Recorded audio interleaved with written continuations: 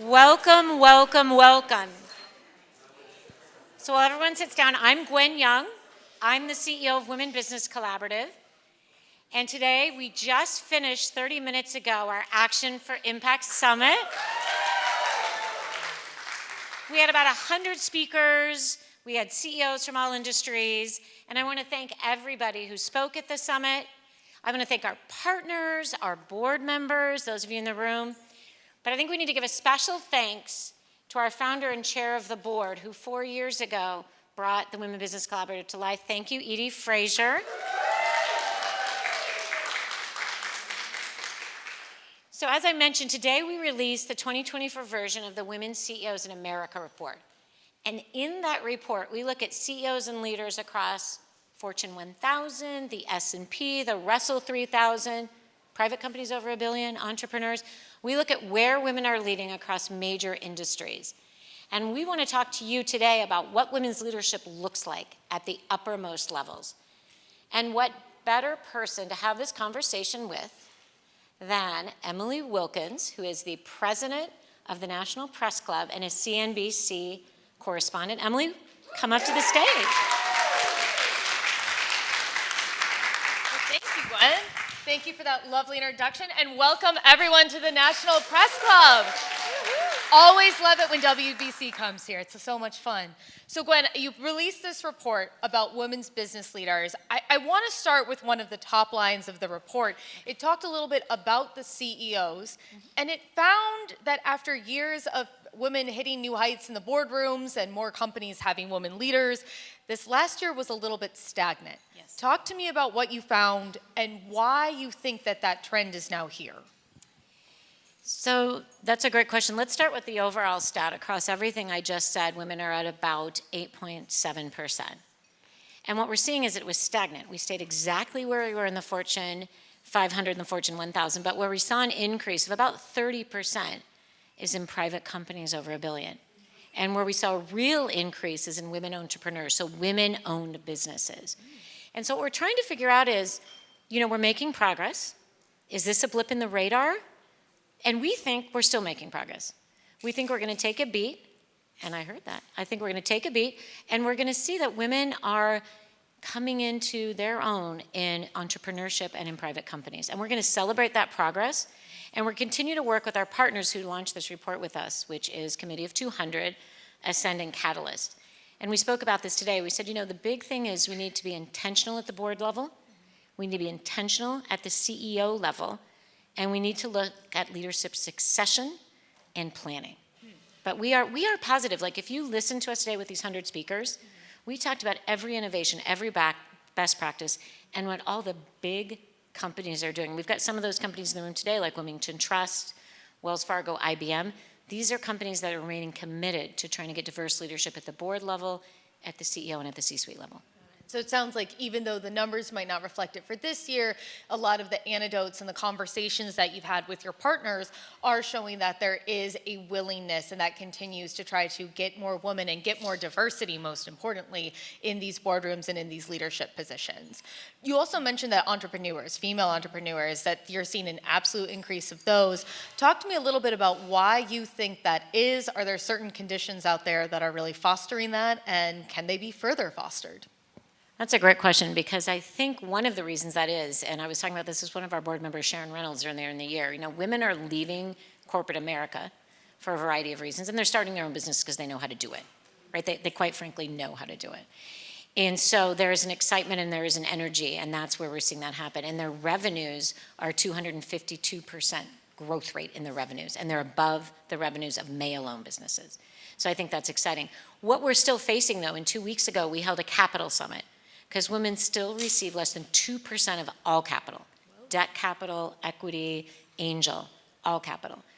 We had 236 people register, 50% women investors, and 50% women-owned businesses, because we're trying to break that. And so I would say that the challenge we have is the access to capital. And we're really trying to connect those investors with that capital, but the momentum is there, and the growth for women of color-owned businesses is there. Whereas what we're seeing, going back to talking about the CEOs in the C-suite, is you're seeing a drop in the C-suite. And you're seeing that due to mentorship and sponsorship, and specifically for women of color. When you go over to women-owned businesses and entrepreneurs, what you're seeing is a growth of women-owned colored business. So we're working on really trying to bridge that investment gap, but really build on that momentum and build that network, which is what we do as WBC, as an alliance and a collaborative. That is fascinating, and that's just such a shocking statistic that it's such little when you hear so much about the venture capital and investors, that so little is going to these women-owned businesses. I know we have a great panel coming up, but before we get there, I wanted to see if anyone in the audience had a question for Gwen. If you just want to raise your hand, or if we got someone over there. All right, nope, keep raising hands. I don't see anyone yet. I'm happy to ask another question if you would like, but I did want to try and share the wealth a bit. I mean, I have to go back to the capital thing. I just find it so fascinating. Are you seeing, what was the outcome from that pairing of women entrepreneurs and women investors? Were there some breakthroughs that came out of that you think can really go far to increasing the amount of capital that's given to women? Well, we had a couple breakthroughs. So one was there were connections made for contracts, right? So we had 4 or 5 women walk out of the room and saying, I met an investor, I'm getting capital, I'm doing business with somebody. And that's one of the most important things and what we wanted to do by putting people in the room. We had Bailey DeVries, who is the assistant administrator of the Small Business Administration, come in and talk about some of the regulations that were changing and the ability of the SBA to actually fund some venture funding and get some different capital out there. So I think that was interesting. Right, and the third thing was a real honest discussion about what investors are facing and what women-owned businesses are facing, and things like, what are you telling them? How are you being transparent about the information and business growth, yes or no? But the third thing that I think is really interesting is, there was a call to action to women. Women businesses tend to be in professional services, tech and healthcare. What about manufacturing? What about some of these heavily capital-intensive industries? And in the United States, you're looking at the infrastructure bill. There's opportunities there. And so that was another conversation we had, which is what are the types of businesses that are happening and where can you pick up things? You think about climate and you think about the encouraging sort of climate finance. We had a woman who had a solar battery, right? So how do you have those conversations about the type of industries? But what we measure are the connections that they make and whether they're getting capital for their business from one of the investors in the room. I feel like I could ask you a ton more questions about this, Gwen, but I know we have a really, really fantastic panel coming up, so I am excited to hear them, and thank you again for the opportunity to chat a little bit about this, and for coming to the National Press Club, where you are all always welcome. Well, thank you, Emily. So we're going to transition now to sports as an industry. And this summer we had the Olympics. And for the first time, we had parity in the number of athletes that competed and the number of medals that were won. Right? Let's salute that. But also, I don't know if anybody knows, the Olympic Committee, the International Olympic Committee, was 41.5% women. So from a governance standpoint, there were women at the table. So as that's going on, in the United States, we tuned in. 2.2 million people watch the NCAA women's basketball tournament.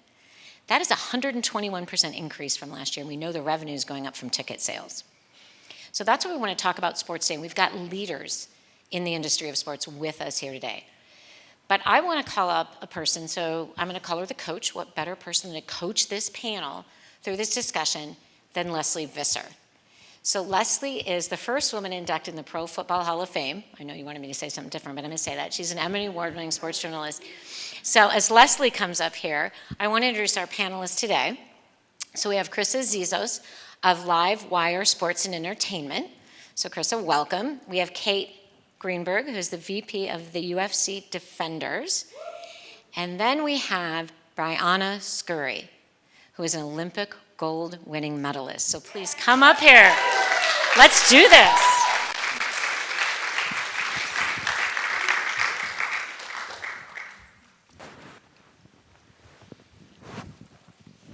And then there's Edie. Who's at everything. We love you. You have good. You were great just then. Was I okay? Thank you, Emily. You did a great job. Yeah, you did. It's always fun to do with Emily. It It's was. always fun. Yeah. So the reason we're here is that you may be aware, I don't know how could not have seen that we are in the middle of a movement for women's sports. It is happening now, and it's so exciting. Actually, Briana and I were talking before that if this were going on back in '99 when that glorious team took us all on such a great ride, soccer would have been this for 25 years. But it's just now that it's happening, and our mutual friend Julie Foudy told me about 5 years ago, women's sports will have made it when people invest in us. We don't want a handout, we want investment, which is what, where's Jill? You were saying that wherever you are. But that's, and yeah, there you are. And now it is happening. I mean, we saw, well, you corrected me, what was it, Jill? That Bob Iger and Willow Bay, how much was there? $250 million, people, that they invested in Angel City. Was it? Yes. Yeah. So it's so fantastic. So this group, we're all going to talk about what are the possibilities, what's going on. It's such an exciting time. Gwen, congratulations for putting this together, because this is the moment right now, and this is the place. I agree. So you did a great job talking to Emily all about women in business and corporate suites. But you know what I'd like to ask you, if we apply it to sports, what impact might the Fed just dropped the interest rates, what effect might that have in the business of sports, of women's sports? Women's sports. Well, I want to pick up, because you know I'm a numbers person, right? So a couple of the other numbers are women's sports are generating more than $1 billion in revenue. That's a huge figure. But you just talked about investment, which relates to interest rates, right? In 2023, 14% of all sports investments were into women sports entities. So I think this is business, right? I mean, we were talking about this at lunch. This is business. This is an opportunity. And there's an industry. There's the teams. There's the merchandise. There's the concessions. There's the coaches. There's the players. This is an industry. There's an opportunity here. And I think we're catching the momentum. Oh, definitely. And one of the differences is that people have long watched the Olympics. I think we all have as kids. I mean, it did so well, Paris. How about the headlines before the games over there said, "Come to Paris," with a little Olympics on the side. Is that so French?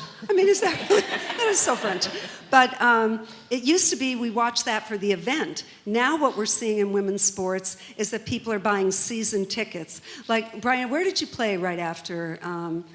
What was your first team? Atlanta Beat in And the probably WUSA. People came to see you in the beginning, and Yes. then it probably tailed off, right? And then the A owners little bit, said, yes. Initially, Exactly. there was a big fever about the game and excitement, and then it would just tail off over the next 2 seasons. But now what we're seeing is people buy season tickets there. It's generational now, and it is really here to stay. For what I think, I've covered sports for 45 years. I've seen a lot of iterations of a lot of sports and teams, and it is here to stay. And what would you say to women who want to invest in sports, like real capital?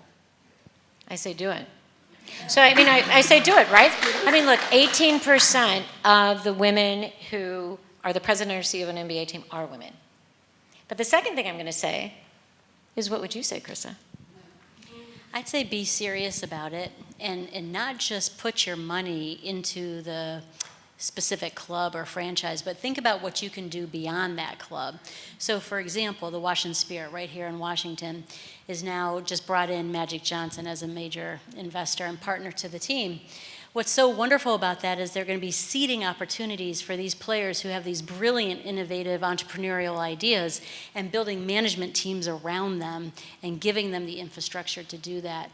So it's not just making an investment in a team, it's making the investment in the players and their careers and what happens afterwards and the facilities in which they play in, and then the corporate sponsors and the brands that are aligned with those teams and how you can take it to the next level. So, Well, what does an athlete have to show you? You've got a fabulous company here, one of the greatest media and communications companies in Washington, probably in the country. What does an athlete have to show you that you say, okay, this person is great to represent?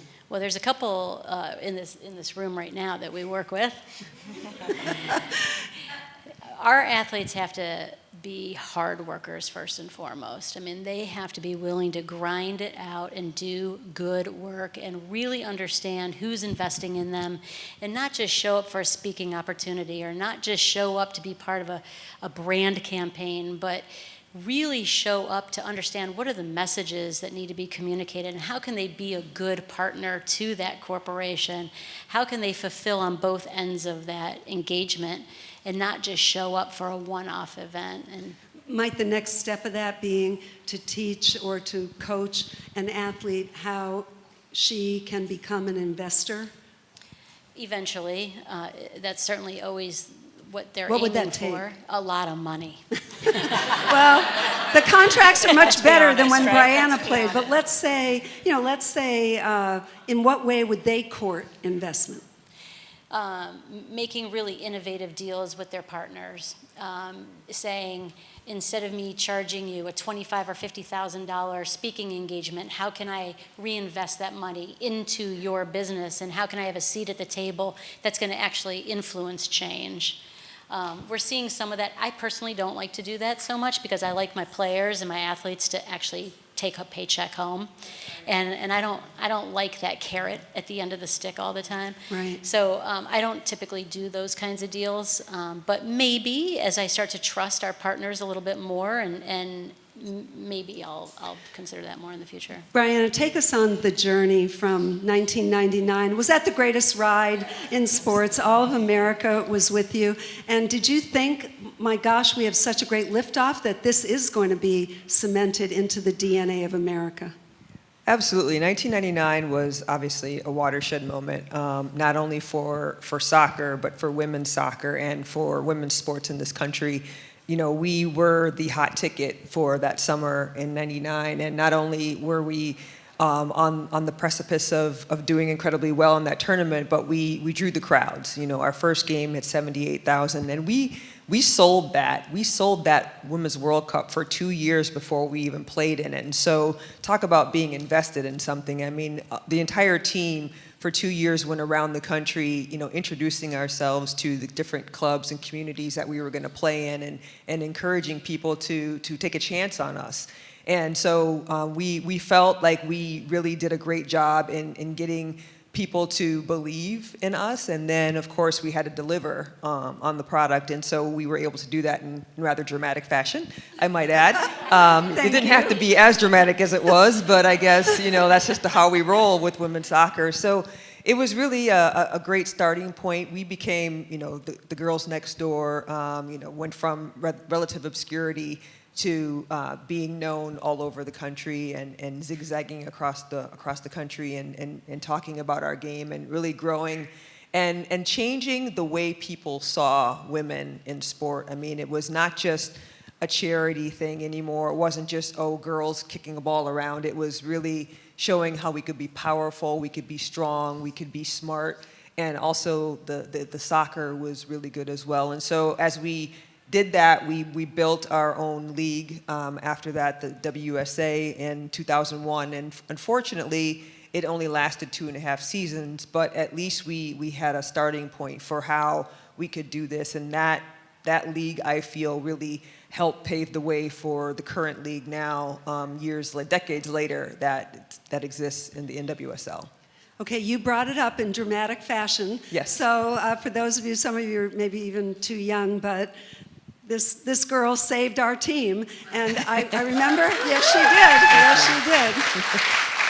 I mean, Brandy wouldn't have had that chance if you didn't. So, of course, it's against China, and my nose is this far from the TV. I was so mad I didn't get to cover it. And my memory, well, take us through it. Did you have to guess before? Like, it was insane. Just all of a sudden, there you were blocking it.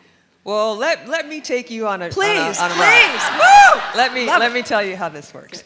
So I was taught by an incredible coach at the University of Massachusetts, Amherst, Jim Rudy, and he taught me about certain cues and things that you can read when a player takes a penalty kick, their approach and the distance from the ball and whatnot. And so I took that understanding of what to do to the national team, and then of course built on that with Tony DeCicco and Anson Dorrance as my coaches. And so Tony and I would work in training about reading the cues from the other players and the other teams. And as we went through training for the World Cup, he kept telling me, Bri, all you're going to need to do is make one. He said, if you save one, you're going to be a hero. If you save two, they'll name, you know, a city after you, basically. And I said, well, I'll do my best, coach. And we really focused on the fundamentals on that team. So my role was to save one, and my teammates' roles was to make one.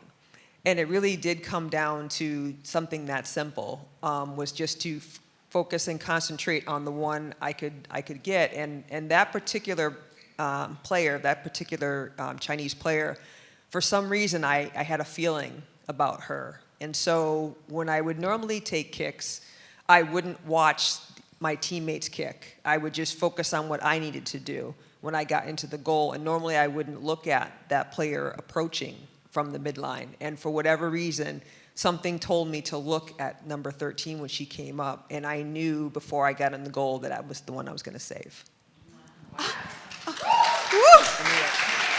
Okay, but I need to know more. Okay, so I'm sorry. That's the follow-up, right? Okay, so my memory, you moved to your left, right? I did, yes. Okay, so what said to you, did you think before, I mean, how much time do you have to say, I have to move to the left to save the gold medal for America? Well, so athletes often talk about being in the zone and how sometimes everything slows down or gets bigger. And for some reason, when she approached that ball, she slowed down for me. And I saw her open her hips, and I saw her open her foot to kick the ball to my left. And if you remember, I was there in plenty of time. I almost caught it. And so I just felt that this was the one I was going to save, and I knew she was going to go to the left. And actually, I ended up pulling off a little bit of muscle off my bone when I made that save, and I dove. And good thing I only needed to make one save, and so. Only had to. Oh, it's such. Yeah. Can you move next door to me, because I just have to know everything. I appreciate that. Kate, tell us a little bit about of everyone here, and I've covered the NFL myself for 45 years, but you work in a very testosterone-filled environment. Two of the founders, if I have this right, are Vince McMahon and The Rock. Okay, ladies, imagine that every day. So can you take us there? What is it like to be in that environment? First of all, that's a tough act to follow. It is. We just went through history. You only have to make one save, Kate. So I am the Vice President of Business Operations for the DC Defenders. We are part of the United Football League, which is professional spring football. We are a startup. There could not be anything more different than what we've talked about, than anything more male than men's American football. And what the UFL, which was the XFL, restarted by Vince McMahon and then re-upped by Dwayne Johnson and Danny Garcia, now evolved into the UFL, is seeking to do is to open up opportunities in what is the most profitable, biggest male sport in the world. And it's been an interesting experience for me, an extremely positive one, but I will never forget one of my first weeks on the job. I sat down with someone in our football operations department, and where I see the biggest divide as a woman working in men's sport tends to be on the sporting operations side. And I sat down in this, it was a Zoom meeting because we're all sort of spread across the country, and it was said to me, Kate, there's no business without football. And I said, you're absolutely right. And I smiled and I said, and there's no football without business. You need me to secure a venue for you. You need me to get fans in the stands. You need me to get corporate partners to sponsor and pay for and support this league. You need me to help negotiate and then execute our broadcast. You need me. Working with me is not optional, right? It's not an option. We have to work together. We need each other, because it is true. Without a great, strong football product, the league isn't viable. Without me securing all of the things that you need to do to go play that game, the league isn't viable. So we need each other, and it's an education process. There's not the same level of investment or engagement that you see in women's sports. Briana talking about barnstorming and having to sell her own tickets. Chryssa talking about female athletes today invested not only in the growth of their personal brands and business, but the teams that they're a part of. That's not true in men's sports. It's definitely not true in sort of a second tier or minor league system where the expectation is you roll out the red carpet and all I have to do as a man is show up. And so it is educating our football operations teams and our players that, yes, you do need to show up and you do need to play good, dynamic, sharp football, which they do. And you need to participate in growing our business as well. Well, just to tell you how far the distance is from Kate, from me, I wrote for the Boston Globe for 10 years, and they made me the first woman to cover the NFL as a beat. Just to tell you what this was like, this was in the early mid-'70s, and the credential that I wore to go cover, it was the Patriots, I was the beat writer. They weren't the gold standard then, by the way, they were terrible, but the credential that I wore to go cover these games, on the credential, it said, no women or children in the press box. A little diminishing. Oh, and they had no ladies' rooms because, of course, there'd never been any women. So I used to, the Patriots, they'd have the ball 1st and 10 on their own 20, and I'd say, can I get down the press elevator, across the field, and back up before they punt? So it was like I had to be Usain Bolt, because they never got a first down. But I think it's tremendous, what you've done and what you are doing, and I think it shows that so far I had to do all the interviews in the parking lot because there are no provisions for equality. But what I want to ask you as someone who, I'm an expert in the NFL, the schedule you have, the time of season you play, how can that be viable? It's a great question. And the hope is that if you think about the big 4 sports leagues, which tend to still be male-dominated, all of them have a development or a minor league system, except the NFL. Well, they have Alabama. Which makes me really glad that I do not lead our team in Birmingham, because that's a really tough gig that I would not sign up for. But there is no formal development system. And so the hope over time is that there can be not only a more formal, defined funnel and talent pool to draw from, but also to expand opportunities in the sport. What Dwayne Johnson talks about is being the 54th man, right?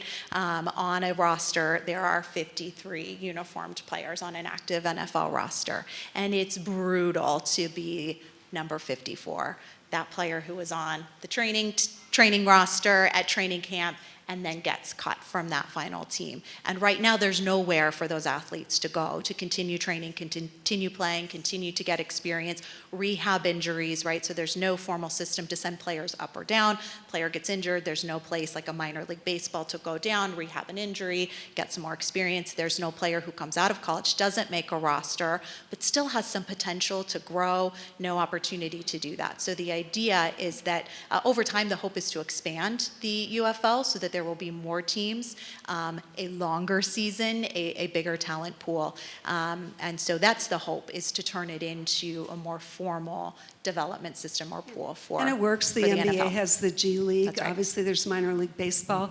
Briana, when you were coming out of soccer, out of that glorious liftoff, did you think we're going to have broadcast rights? We are now, which was then? Because tell me about the growth of how you've seen it. So for me, it's been somewhat of a battle. So my career ended in April 2010 from a head injury. I got a concussion in a game, and unfortunately, that was the last game I played. And so I struggled with getting over that concussion with the symptoms, and I was really struggling. I wrote a book about it, actually, called My Greatest Save, and so I talk a lot about that. So fortunately for me, at the end of that road was Chryssa. And she came in with her understanding and her knowledge and her wisdom with regards to business, and essentially helped me rebuild my brand and my platform. So I went from relative obscurity for several years to becoming an advocate for concussion awareness, for being a thought leader, for using my skill sets. We discovered how I could do that, and she helped me rebuild my brand, and essentially like a phoenix from the ashes, I came out, and now 10 years later, I am doing so much better with the thought leadership that I'm doing and different partnerships with different corporations. And like Chryssa had said earlier, just really getting in with corporations and discovering how I can help them increase their awareness and their branding through not only soccer, but through the lessons I've learned, through the things I've done in my career. And we're truly a partnership. And she helped me learn how to do that. She helped more than a partnership. She helped, yes. She helped me build that platform, and it's a very holistic, very comprehensive way of going about it. And I recommend it for essentially all athletes post your playing time, because you have way more time in your life to do things after than you do when you're playing your sport. Can you share some of that awareness that we all should have? I'm sure when you first started, people said, oh, women in soccer, that's not concussion, that's the NFL. The NFL is where the concussions are. So what has that taken, and what should soccer, or what are they doing now to protect the head? I don't see helmets. No, there's no helmet. So what we did was, essentially, I made my mess my message. So the concussion for a long time for me was the most disastrous moment of my life. And I went down a road that was very difficult and hard to come by. And I was very much in a horrible and a dark place for a long time. Once we came out of that, Chryssa and I looked at it and we thought to ourselves, hey, I can be a new face for women, not only who suffer concussions from car accidents, or in my case, women's soccer has a lot more concussions than people realize. 50% of high-level women's athletes in soccer will have a concussion that they suffer. A lot of times we suffer in silence. And we don't talk about the emotional side of that. The men in playing in the NFL, they talk about the physical symptoms, but they rarely talk about the emotional impact it has on them, which, as you know, when you read the stories about unfortunate demises of these players, that's the part that they're not talking about. And that's the part I discuss. And it can be very uncomfortable at times for people, but I'm willing to be vulnerable in that regard and really bring a new face and a new understanding to that arena and that realm. And we have built upon that. And it's a story of encouragement, really. It's a story of triumph, not just at the ending of the concussion where, I stayed in the mud. I came out of that, and it's more of a love story. It's more of a triumph, of a success story, and really getting people to see all the different aspects of that, and how more research and more funding can come to not only concussions for men and for football players, but for women who suffer those also in domestic violence and whatnot. That is so, thank you for sharing that.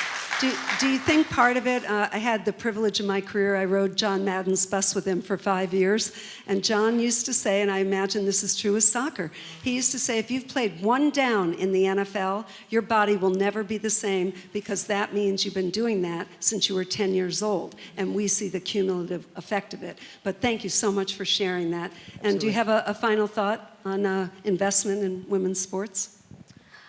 Well, my last and final stat, because I'm all about statistics, as it talks about accountability and transparency, is that sponsorships are up, right? But they can be manipulated, as They you can know. be manipulated. The great Vin Yep. Scully, the great Dodger announcer, said stats are like the drunk on the lamppost. They're not for illumination, but support. But support. So let's send not on a stat, though, and let's think about who we just talked about, right? We talked with an athlete. We talked with a journalist. We talked to someone in the business.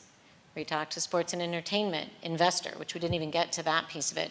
This is a business, and these are the women leading it, including you. So that's my final thought. Is that helpful? So I want to thank all of you. Lesley, Chryssa, Briana Scurry, and Kate, thank you for sharing your stories, and thank you for sharing your insights. Thank you, Lesley. This was wonderful. One more round of applause. So I'm going to close this out then. I'm going to stand up. I'm going to ask you all to stand up. But thank you all for joining us today. Because in this room, we have women leaders across industries, We've got sports, policymaking, journalism, and business, right? We have everybody here, and each of you was invited here because you're advancing leadership throughout your industries. So we know that advancing women is going to change the face of business, it's going to change the face of our communities, and it's going to drive inclusive economic growth. I was just at the UN, so there I am, right? So, but let's talk about sports, right? When we do this across sports, we can do this together. And we hope that today you learned about some insightful strategies from the business of sports and the various aspects of that. So it's no secret that it's a powerful connector. It connected the two of you, right? And it's across this often divided country. You know, Right. it is. It's Nelson, no less than Nelson Mandela said, sport has the power to change the world. It does have the power to change the world. And, you know, we saw the Olympics, right? We saw that this summer. We saw people coming together. We saw people talking about all of this, right? And so I hope what you heard today is the various aspects of it, but the hope and the leadership and the ability that we can to move forward. And I don't want to lose that connection you talked, and the connection you talked about sports and companies, and sports and business, and sports and the CEOs, right? And don't forget those stats and figures, right? Because that's what we're doing. You got them, here. and you're with them. Plus your cheat sheet. And my cheat sheet. So I encourage all of you to read the Women CEOs in America report. We've got a stat sheet out there with some of the stats of what this looks like. And this is just the beginning for Women Business Collaborative and for all of us in a way that we want to talk about leadership. We want to talk about how we can do this together across industries, across the nation, and across communities. So I invite everybody to work with us, to work together, to rebuild this network.